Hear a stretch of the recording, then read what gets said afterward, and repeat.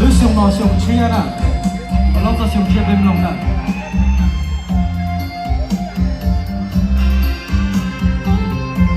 ok cũng bỏ nên lò rồi đấy à sông chia nè nhà phải sông gần đó sông lò một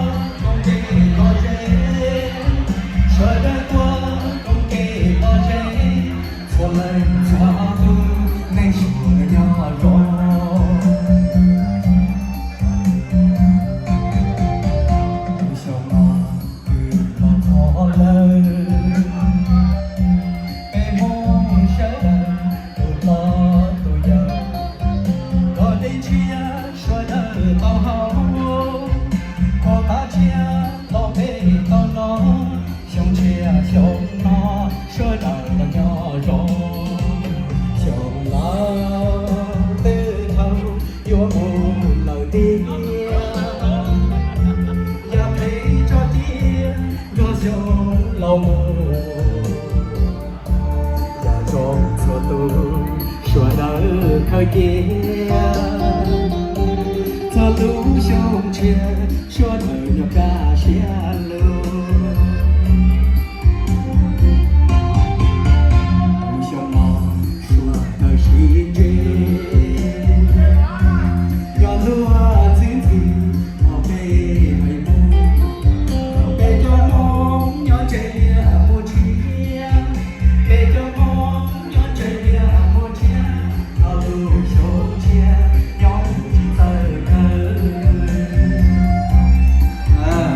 chống lên nghe à, chúng ta sao không được à?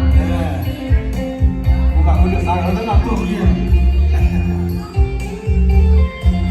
Giờ bây giờ trong là tôi sẽ làm gì này? Giờ trong cái biết tự xua tôi bây giờ không cần nó hay là rồi, phải kia này.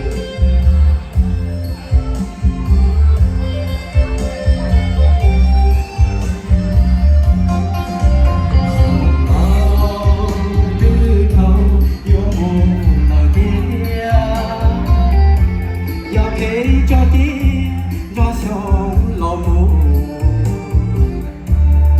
rồi rồi xóa đời thời kia thọ lũ sông chia xóa đời nhau ca xía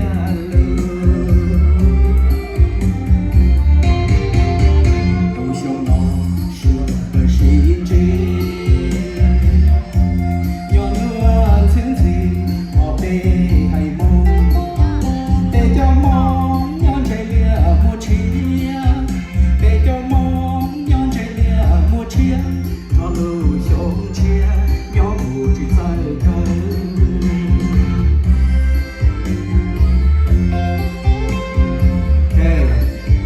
用得到胸老虎的大胸大后来长辈长辈12个的那种我就那老头就中了不过3斤那种嘛老干 OK